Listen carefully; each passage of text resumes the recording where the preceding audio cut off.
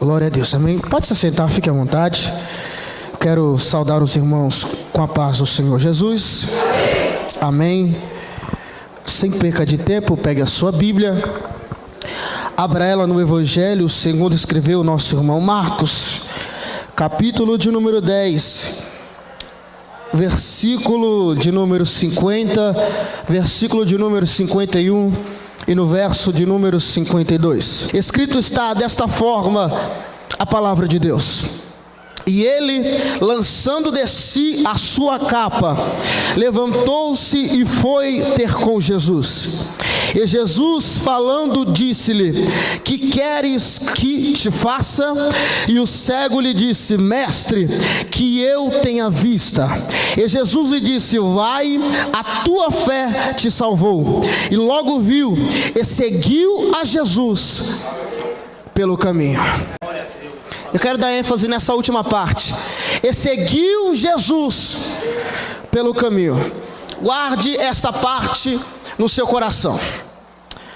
Amados, nós sabemos e conhecemos muito esta passagem.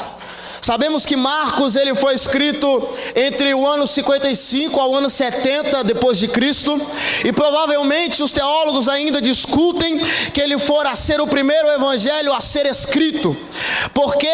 Porque Lucas, porque Mateus, eles usam dos seus versículos, dos seus 116 versículos ou dos seus capítulos, eles usam a metade dos seus versículos, usam frases que eles dizem. É por isso que o evangelho de Marcos, Mateus e Lucas são chamados de evangelhos sinóticos, que todos conhecemos, que são os evangelhos que trazem as mesmas coisas escritas de maneiras diferentes, mas trazendo a mesma finalidade. Pois bem, Marcos, ele apresenta Jesus como servo, e no capítulo de número 10, no versículo de número 48 ou 47 em diante, ele vai nos narrar a história de um homem que estava à beira do caminho. Pois bem, esse homem à beira do caminho, nós conhecemos a história e já foi pregado aqui, que ele era filho de Timeu, foi tirado os olhos, estava à beira do caminho, e nele estava uma capa, e esta capa o dava a oportunidade de pedir esmola. Pois bem, pedindo ele esmola todo dia, ele era cego, ele não via,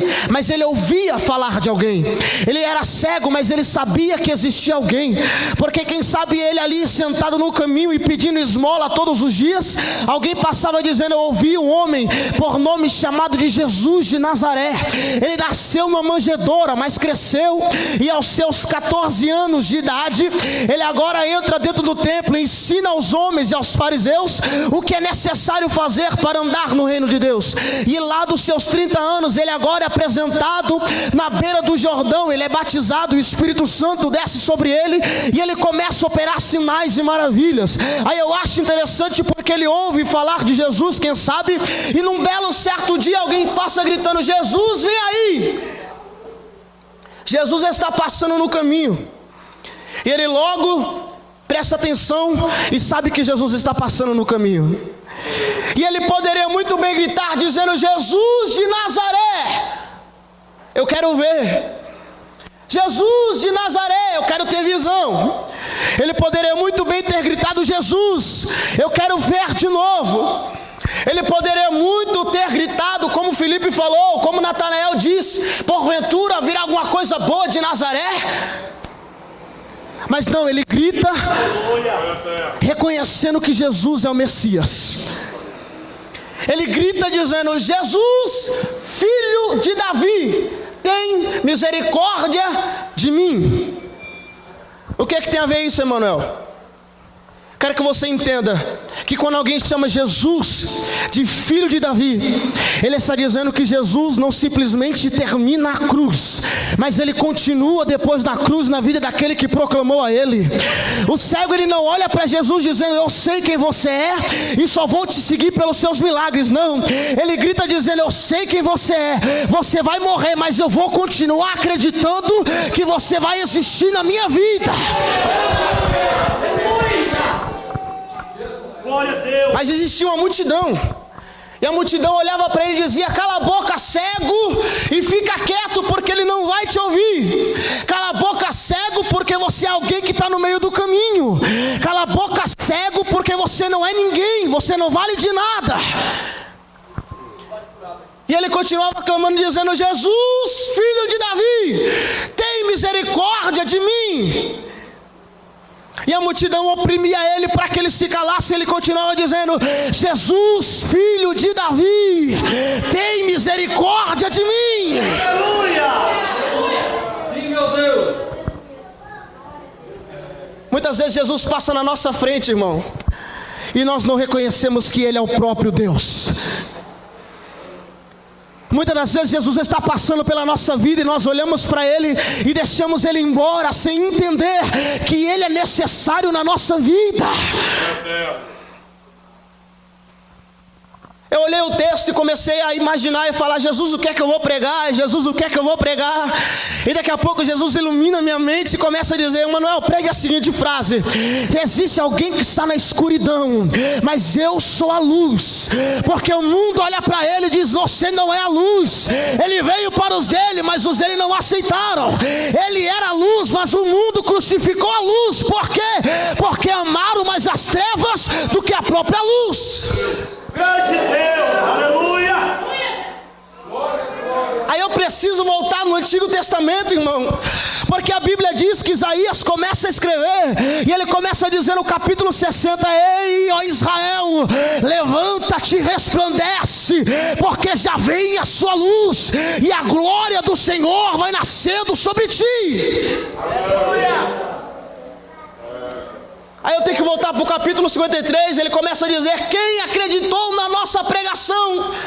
E quem deu crédito ao que ele pregou? Glória a Deus, aleluia. Você imagina você aí, irmão, um dia pecador, um dia nem imaginando que poderia morar no céu, e Jesus passa do seu lado dizendo: eu sou o caminho, eu sou a verdade, eu sou a vida, e ninguém vai ao Pai a não ser por mim. E aí a gente está dentro da igreja dizendo: eu não quero saber mais de Jesus. Por quê? Porque eu quero saber do milagre. Eu quero ver, mas não quero seguir. Eu quero andar, mas eu não quero mais olhar para Ele. Quem sabe tem alguém dentro da igreja, irmão Jonas, que está que nem aqueles 10 homens leprosos foram até Ele, pediram um milagre, mas só um voltou para agradecer.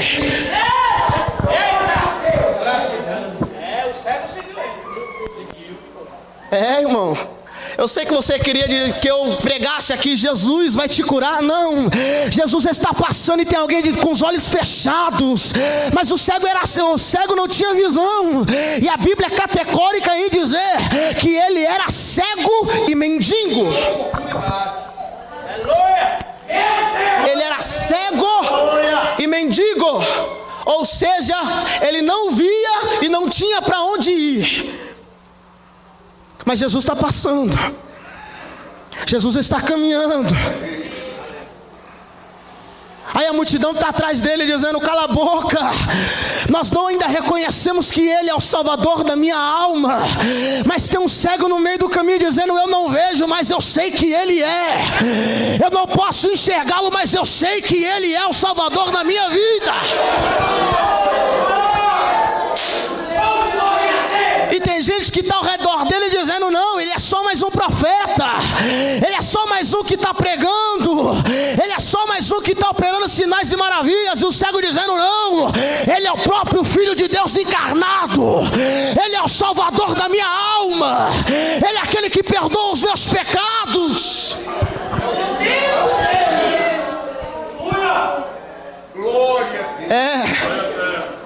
Hoje eu vim pregar para a igreja, irmão, para uma igreja que olha para o Cordeiro de Deus e não entende que Ele está pronto para nos levar a um caminho, que a porta é estreita, o caminho também, mas Ele nos conduz à salvação eterna. Ele nos conduz a uma vida que não vai ter choro, pranto, tristeza, dor, é só alegria, e lá a morte não terá poder para conosco.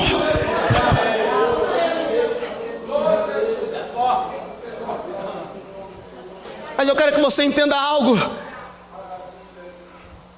A multidão talvez gritasse para ele dizendo: não fale que ele é o Messias, porque senão ele vai ser morto. Não fale que ele é o Messias, porque senão vão prendê-lo. E eu acho interessante, irmão, porque onde Jesus está caminhando foi uma terra que eles ocuparam há muitos anos, há muitas décadas atrás, e era uma terra que era maldita, que ninguém podia habitar, ninguém podia plantar, ninguém podia instalar, a não ser o próprio Herodes, a não ser os próprios homens da monarquia. E ele estando no meio do caminho dizendo: esse é o próprio Messias, e a multidão caminhando e dizendo: não, ele não é, ele é só mais um. Grande Deus, aleluia. Jesus caminhando, e o caminho que Jesus fazia era o caminho para a morte. O caminho que Jesus fazia era por o caminho do dia da Páscoa. O caminho que Jesus fazia era para um dia ele estar no Getsemane. Era o caminho para um dia ele suar sangue. É para ele morrer crucificado. E o cego continua clamando: Jesus, você é quem eu tanto esperava, você é o meu amado, você é aquele que eu amo. Glória a Deus, aleluia. Aí eu vejo Jesus no capítulo 4 do Evangelho segundo escreveu Mateus, que logo após ele ser batizado, ele estava pregando, irmão Ângelo. E a Bíblia diz, não sou eu quem digo, é a Bíblia. Ele estava pregando, e quem estava nas trevas via a luz, e seguia a luz que estava com ele, e ele continuava a pregar. Mas nós não acreditamos e queremos continuar nas trevas, porque a luz está com ele, e quem anda na mão do mundo anda na contramão de Deus. Quem anda acreditando que ele não é aquele suficiente para estar conosco, anda acreditando que o mundo é possível, é melhor, é maior. Grande Deus. E ele continuava gritando: ei, eu preciso do Senhor na minha vida. E a multidão com ele dizendo: não, eu só quero os seus milagres. Ele dizendo: eu necessito do Senhor na minha vida. E a multidão dizendo: não, eu só quero aquilo que você fala, não quero seguir o seu caminho.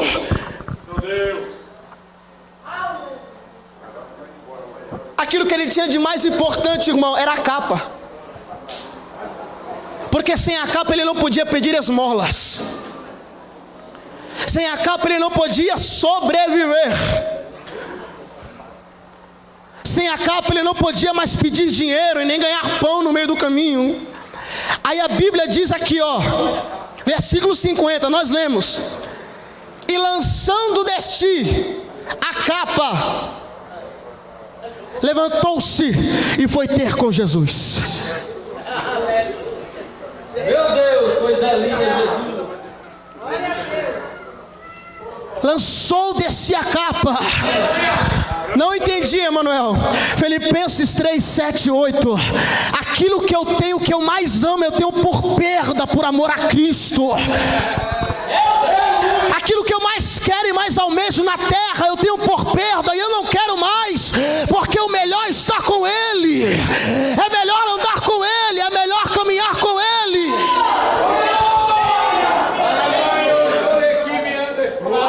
Aí Paulo olha para a igreja e começa a dizer assim: ei, se vocês podem confiar na carne, ainda mais eu, que sou fariseu, hebreu de hebreus, tem um sangue aqui, ó, de judeu correndo nas veias, mas ainda assim eu não acredito, porque eu, ainda andando do jeito que eu ando, sendo quem eu sou, prossigo adiante na vocação soberana para alcançar a perfeição, porque eu, Paulo, sou um dos maiores pecadores da face da terra.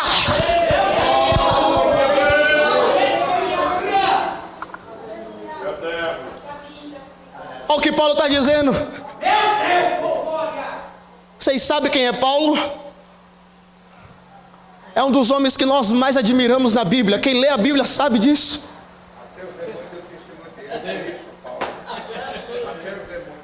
Até os demônios, irmãos. Sabe o que eu acho interessante nessa história, irmão Hernandes? É que os homens eram filhos de sacerdote, estavam dentro da casa de Deus, serviam a Deus. Aí eles veem um demônio e vão expulsar. Aí o demônio olha para ele e fala assim: ei filho, eu conheço Paulo, eu conheço o Deus de Paulo, mas e você, quem é? Sabe por quê? Porque está lá dentro, mas não conhece Jesus. Está lá dentro, mas não entende quem é Jesus. Está lá dentro, ouve falar dele, mas não quer ter conhecimento dele. Prefere se agarrar às coisas terrenas do que às celestiais. Glória a Deus, aleluia. Sabe o que minha mãe mais diz para mim até hoje? Filho, você pode ter carro, ter casa, ter tudo que você quiser, e isso o homem tudo tira, mas uma coisa ninguém tira de você, é o conhecimento. Estude. Aí eu olho para Jesus, ele começa a dizer assim: filhos, não ajunteis tesouro na terra, onde a traça, a ferrugem corroem, o ladrão toma, mas ajuntais tesouro no céu, onde nem o ladrão, nem a traça, nem a ferrugem pega. Aí eu olho Jesus dizendo aqui: sabe o que acontece com o meu povo? Ele padece, mas porque por falta de conhecimento. Conhecimento de quem, Emanuel? João capítulo 1 e verso 1, da própria palavra, do próprio Cristo, do próprio Jesus. Grande Deus. Escute isso aqui. Muitos aqui não serviam a Jesus.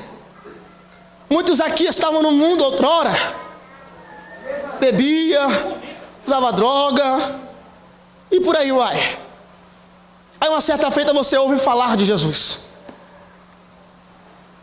Ah, esse Jesus eu quero seguir. Esse Jesus eu quero caminhar com ele. Esse Jesus eu quero andar com ele. Aí nós ouvimos falar de Jesus. Aí de repente nós ouvimos que ele foi morto, ele foi crucificado, as suas costas foram rasgadas, a sua cabeça foi espetada por espinhos, a sua mão foi transpassada por um prego de mais de 12,5 centímetros, desse tamanho. Aí está andando ali, ó, cabisbaixo. Pega um amigo, anda com o braço e vai caminhando. Aí de repente aparece um homem do lado deles. Aparece alguém dizendo: ei, por que é que vocês estão saindo de Jerusalém? Por que é que vocês estão saindo da terra e do lugar prometido? Porque o nosso Jesus morreu. Ele não está mais dentre nós. A promessa acabou. Tudo que ele tinha dito foi embora. Aí esse homem começa a conversar com esses dois discípulos, e vai, caminha, e passa a tarde, entra a noite, e daqui a pouco ele parte o pão. Aí eles olham para o lado e diz assim: cadê aquele que partiu o pão conosco? Aí um olha para o outro e diz: esse verdadeiramente era Jesus de Nazaré, estava conosco o tempo todo e nós não percebemos, andou conosco, conversou conosco, e nós não entendemos que ele nos amava.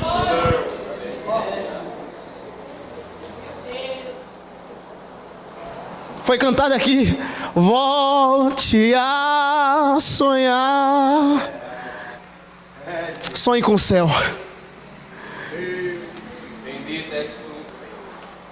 Eu sei que você queria ouvir que Jesus ele vai operar milagre, você queria pular e saltar e rodar, mas não. Jesus ainda tem saudade de alguém que mesmo ouvindo o que ele está passando se levanta, deixa para trás as coisas terrenas que os prende aqui e se agarra a ele. Irmão, escute isso aqui: como é que um cego pula? Olha para isso. Meu Deus, como é que um cego pula, irmão?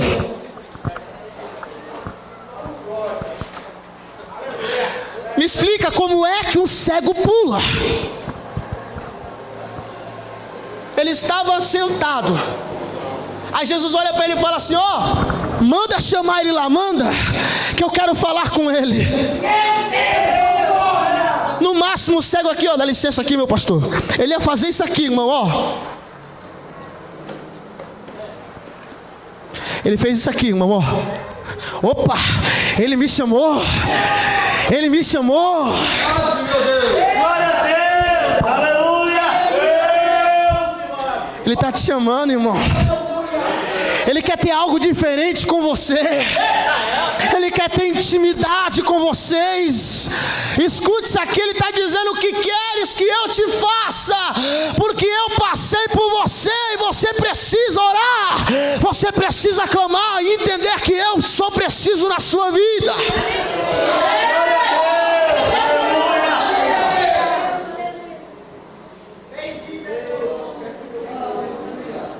Um grande pai do evolucionismo, ele vai dizer a seguinte frase: a fé é um salto na escuridão. Aí eu olho para Bartimeu e vejo que a fé não é um salto na escuridão, mas a fé é um salto para os braços de Jesus. Me prove, Emanuel. Hebreus: a fé é o firme fundamento das coisas que nós não vemos, mas daquilo que nós aguardamos. E o que é que a igreja aguarda? A volta do noivo amado, sentado num alazão branco, escrito na sua coxa ou no manto que cobre a sua coxa: Rei dos reis, Senhor dos senhores. E Ele vencerá o inimigo, e o inimigo ficará preso, e nós com Ele eternamente. Estaremos com Jesus, mas é preciso entender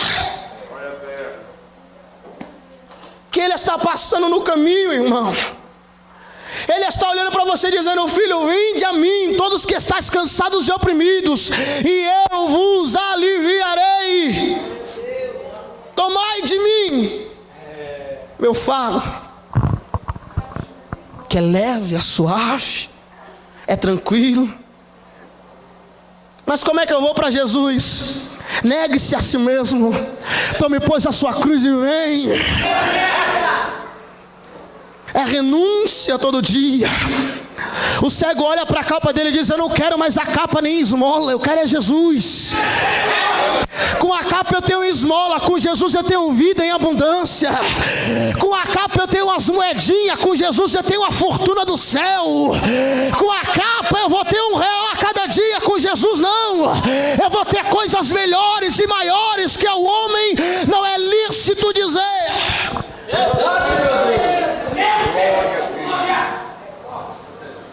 Entenda uma coisa: estar com Jesus, irmão, não é coisa fácil. Não vou te enganar, não é coisa fácil, mas vale a pena. Vale a pena. Aí eu vejo Jesus escrevendo o capítulo, eu vejo Jesus falando e Mateus escrevendo o capítulo 5, dizendo assim: bem-aventurados os que choram,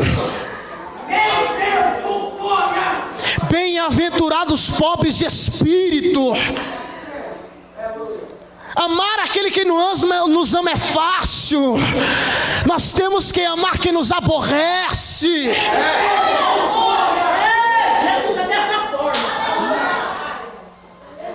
Andar com Jesus é isso.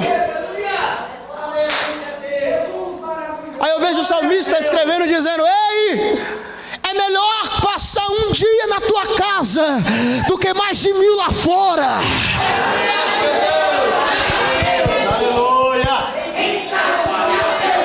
Só que Jesus está passando, as coisas estão acontecendo, e a igreja continua sentada, agarrada naquilo que é esmola.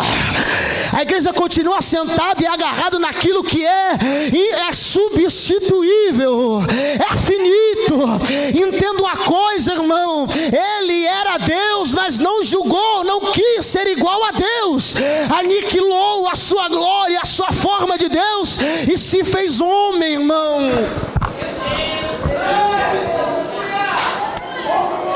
Ele era atemporal. O que é atemporal, Emanuel? Que o tempo não atinge, as cãs brancas não atinge, mas Ele escolheu vir para cá, ter dor nas costas. Ele escolheu sofrer, porque um dia Ele estaria passando e alguém estaria dizendo: Jesus, eu quero você. Jesus, eu te amo. Mas o grande problema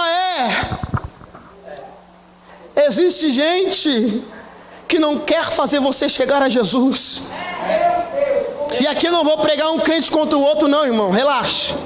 Eu não sou pregador de colocar um irmão contra o outro. E isso eu acho ridículo, feio. Porque nós somos irmãos e co-herdeiros com Cristo. Nesse negócio de pregação aí, de que Deus vai te levantar e vai colocar o outro para baixo, e que Deus vai colocar seu inimigo do lado, não, irmão. Deus vai te unir com seu irmão e vai te abraçar com ele, para você andar com ele até a glória. Porque o nosso inimigo é a potestade, as hostes malignas. E aí Deus me deu uma visão diferente do capítulo 10 e do versículo 47 em diante. Ele me mostra não o cego Bartimeu, não o homem pelo caminho, mas ele me mostra almas que está clamando, dizendo: Jesus, eu preciso de você. E a obra do Espírito Santo indo buscar aquelas pessoas. Mas tem gente dentro da igreja que quer matar a alma. Por quê? Porque não lê a palavra, porque não estuda a palavra, porque não entende a palavra. E aí eu vejo um bando de pregador em cima do altar, irmão, e quer ver me deixar nervoso e bravo. É eu ver um pregador que abre a Bíblia e não sabe nem o que está lendo, não se dedica na palavra. Ah não, Emanuel, mas eu trabalho. Irmão, deixa eu contar um negócio para você. Isso aqui aconteceu comigo, não é com outros. Teve uma época da minha vida que eu estava estudando, estava fazendo curso e estava trabalhando. Eu pegava a minha Bíblia, colocava dentro da mochila. Quando eu achava um espaço no ônibus para sentar, eu sentava, abria a Bíblia e ia lendo. Na hora do intervalo, na minha escola, eu não descia para o pátio. Eu ficava sentado, abria a Bíblia e ia lendo. Esse negócio de que você não tem tempo é desculpa esfarrapada, irmão. É porque você não quer. E aí a gente cria um bando de pregador preguiçoso, Jonas. Preguiçoso, pastor. Preguiçoso. Eu sei que mensagem sobre Jesus é chata, irmão, mas se precisa ser pregado. Eu vejo Jesus no livro de Gênesis, eu vejo Jesus no livro de Isaías, eu vejo Jesus no livro de Apocalipse, eu vejo Jesus no Evangelho de Mateus, de Marcos, Lucas, no livro de Atos, nas cartas paulinas. Eu vejo Jesus a todo lado. E se nós não pregar Jesus, está escrito: as pedras clamarão. Aí tem um monte de gente dentro da igreja dizendo: por que é que Jesus não voltou ainda? É porque ele não está sendo pregado, meu filho. É um monte de pregador pregando por aí afora e ninguém fala de Jesus. Ninguém diz que ele está presente na nossa vida, que ele quer mudar, que ele quer transformar. Mas ao contrário, eu vejo um monte de palavras egocentrísticas, levantando o ego do homem, levantando o ego da mulher. E Jesus dizendo: filho, se você não for servo, você não tem parte comigo no reino dos céus. Se você não servir, você não mora comigo. Se você não olhar para o seu irmão e cuidar dele, você não vai morar comigo no céu. O cego nos ensina algo interessante, irmão.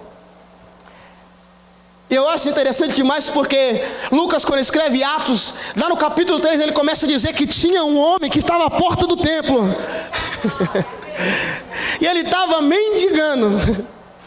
Aí todo dia ele na porta do templo, irmão. Não era no meio do caminho que nem Bartimeu, não. Era na porta do templo. E isso não é Velho Testamento, isso é novo. Na porta do templo mendigando. Aí eu te pergunto: os fariseus, os sacerdotes que estavam dentro do templo não via aquele homem mendigando?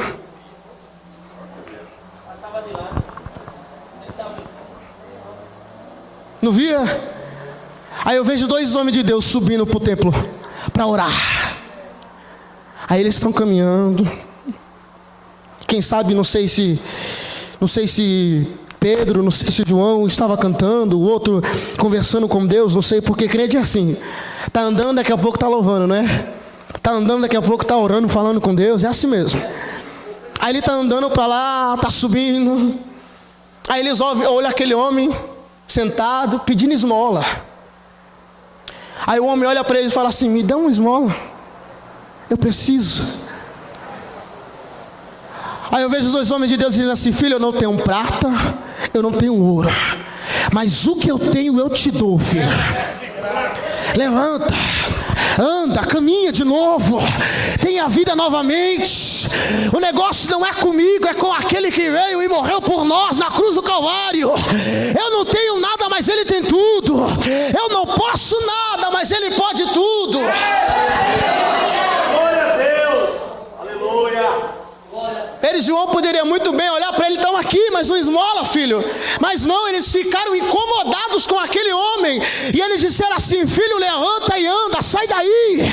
Sai desse lugar de desespero. Jesus tem coisa nova para você. Jesus quer mudar a sua vida. Só que nós não. Entramos em um século, em um momento que nós preferimos deixar a igreja mendigando pão do que apresentar Jesus para ela.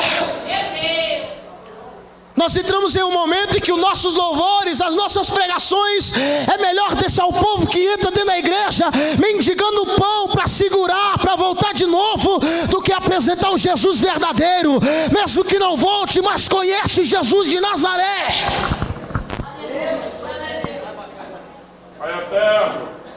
Eu sei que você queria alguém falando para você aqui que você vai andar de novo, que Deus vai te colocar, vai fazer você gravar CD, DVD. Não, irmão, isso não importa. O que importa é que nós somos lavados pelo sangue de Jesus. Ele passou, nos libertou, nos purificou, e nós vamos morar no céu. Glória a Deus. Aleluia. Aleluia. Entenda o negócio. Jesus, Ele está passando. Jesus, Ele está andando. Aí eu vejo uma vez Jesus, Ele está andando, a multidão está oprimindo, a multidão está apertando, e Ele continua andando. Aí Ele continua andando, a multidão está oprimindo, está apertando, porque todo mundo queria tocar em Jesus, mas ninguém queria ter intimidade com Jesus, irmão Ângelo. Todo mundo queria tocar em Jesus, mas não queria ter intimidade com Ele. Aí eu ouço Jesus parando no meio do caminho e dizendo: alguém me tocou. Aí um dos discípulos olha para ele e fala assim: como? Alguém te tocou? Está todo mundo te tocando, Jesus. Não, alguém me tocou, porque de mim saiu virtude. Alguém chamou minha atenção diferente, porque quer ver você orar e Deus responder? É olhar para Ele e dizer assim: Jesus, eu preciso de você. Me prove, Emanuel, eu provo para você. Os discípulos, irmãos, estou terminando já, viu? Uma certa feita, eles estavam olhando para Jesus, e eles falaram assim: Jesus, como é que nós devemos orar? Aí Jesus olha para ele e fala assim: ó, vocês vão orar assim: Pai nosso que estais no céu, santificado seja o teu nome. Aí vem uma das frases mais bonitas: venha a nós o teu reino, seja feita a sua vontade, assim na terra como também no céu.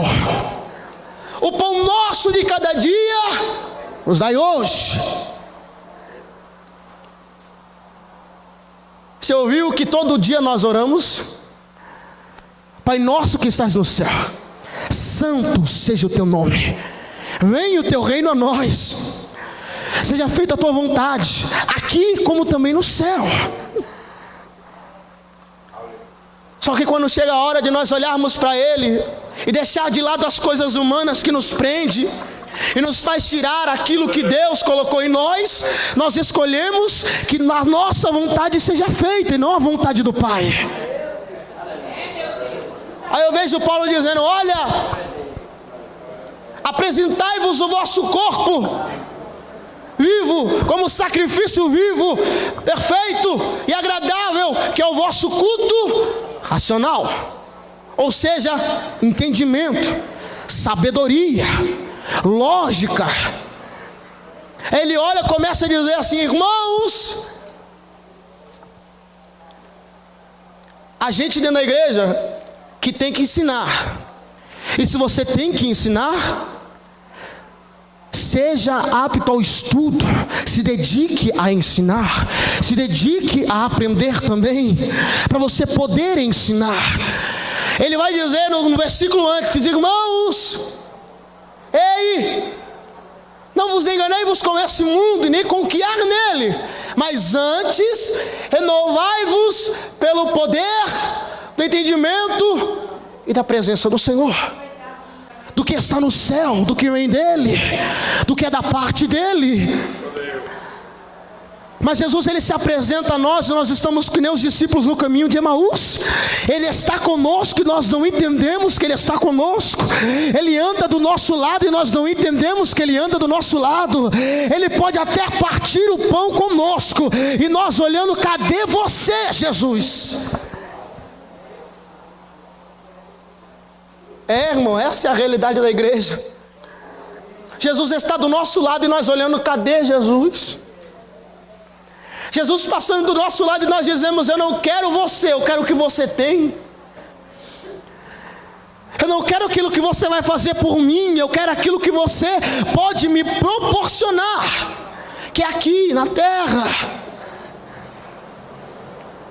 Sabe por que Bartimeu chamou a atenção de Jesus? Porque ele reconheceu quem era Jesus. Você quer chamar a atenção de Jesus? Seja sincero com Ele. Entenda quem Ele é. Conheça-o profundamente. Entenda que você é necessário para viver com Ele, porque foi Ele que te amou primeiro, não foi nós que amamos a Ele. Aí eu vejo o Paulo escrevendo para Timóteo, dizendo, Timóteo, leia a palavra, medite na palavra, porque vai chegar um tempo em que nas igrejas serão gerados doutores que vão ensinar aquilo que eles querem e vão ensinar a igreja a acreditar naquilo que eles querem, porque a verdade será transformada em mentira. Mas você não, Timóteo, lê a palavra, medita na palavra, guarda a palavra, para que você caminhe no caminho que é o certo, não se enganando com as fábulas mundanas, mas todavia entendendo que Ele é a vida, Ele é a ressurreição, Ele é o Pai, Ele é o próprio Filho. Sem Ele não adianta. Sem Ele não dá. Sem Ele nós não conseguimos. E aqui eu vou terminar. Jesus olha para ele e diz, vai, porque a tua fé te salvou. Repito, ele poderia muito bem ter ficado no lugar e voltado para a sua terra, mas ele escolheu seguir o caminho de Jesus. Repito, ele sabia que era Páscoa. Ele sabia que no outro dia alguém iria morrer, mas ele continuou dizendo, eu vou seguir Jesus. Ele poderia muito bem ter voltado, mas não, ele escolheu seguir Jesus. Independente do milagre que Deus fizer na sua vida, continue seguindo Jesus. Independente do que Deus fizer na sua vida, continue seguindo Jesus. Independente do que acontecer na sua vida, continue seguindo Jesus. As coisas não estão boas, continua seguindo Jesus. Se põe de pé, se põe de pé. Aleluia. Continue seguindo Jesus. Aleluia. Curve a sua cabeça, eu quero orar por você.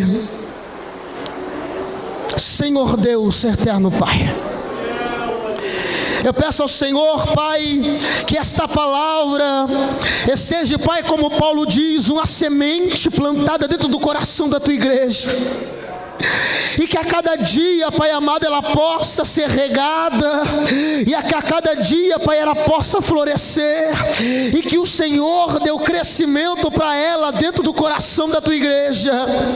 Pai, eu não sei se o Senhor falou com alguém aqui nesta noite, mas eu apresento ao Senhor as pessoas que estão ouvindo lá na internet. Tem alguém, Jesus, que escolheu seguir o Senhor a partir de hoje. Tem alguém, Jesus, que escolheu seguir o Senhor e entendeu que o Senhor é necessário na vida dele. Senhor, vai de encontro com ele, vai de encontro com ela, muda a vida, muda a história, transforma esta vida. vida, Pai. Trabalha para que eles venham para a tua casa, servir ao Senhor, entender quem é o Senhor e acreditar no Senhor, Pai. Muito obrigado por mais um culto, Jesus. Que esta palavra fique no coração da tua igreja e possa brotar como a semente boa, Jesus. É o que eu peço e agradeço ao Senhor, em nome de Jesus.